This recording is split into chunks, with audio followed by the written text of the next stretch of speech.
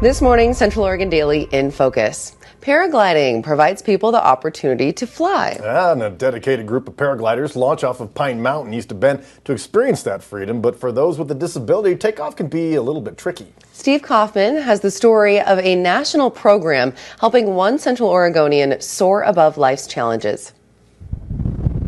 On a day too windy to fly. It's got a spreader on each side. Yep. There they are. Okay, now I'm understanding. These pilots are hanging out, talking shop. Cool. So that's how that works. I've done some crazy stuff in my life. The paraglider is just a freedom that's unlike anything. It fell in my lap and is the best way I can find to get out of this wheelchair. I'm Ralph Jorgensen, and I'm a paraglider. Paraplegic paraglider. Go, Ralph. Wheelchair can be a form of prison. You're just stuck in it. Been hooked ever since the first day. Ralph's path to piloting sailed through Harrison Ruffin. We want people to be real comfortable under the glider. He runs Astro Paragliding, offering rides and instruction at the base of Pine Mountain. This is called kiting. And years ago, when Ruffin was learning to fly at a school in Utah, he saw the power of the paraglider. I was just fascinated by the whole experience, watching this guy who was an incomplete quadriplegic learning to fly on his own. It's called Project Airtime, Where we give free tandem flights to anyone in a wheelchair. a national nonprofit founded by paragliding professional Chris Santacroce after a spinal cord injury temporarily grounded him. Chris is regarded as kind of the godfather of paragliding for the United States. I have transverse myelitis.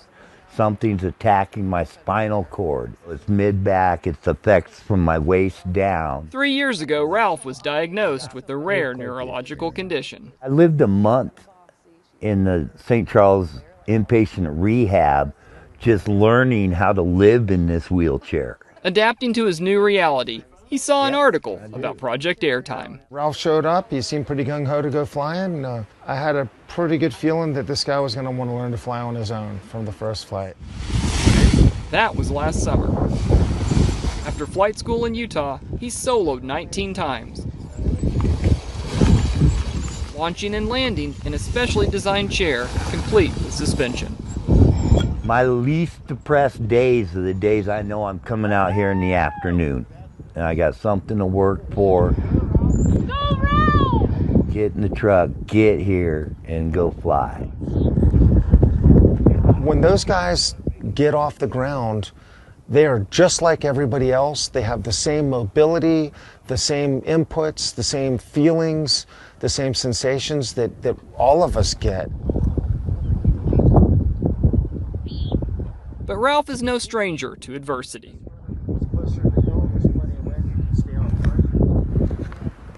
They skin graft off my legs.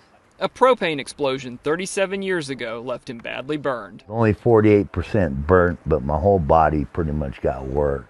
The blast didn't slow him down, but propelled his adventurous spirit. First year I moved to Yolo County down by Sacramento. I won the fair roping. From calf roping You're looking so good, Ralph. to soaring above the rangeland. Concentration overrides the disabilities.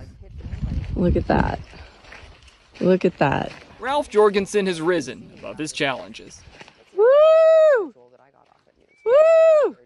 Perfecto! With a lift from Project Airtime. It's had an amazing effect on him as well as everyone that's been involved. Never stop learning in paragliding. Lessons are for life. Instructions for flying and life shared between mentor and mentee. At Pine Mountain, Steve Kaufman for Good Morning, Central Oregon.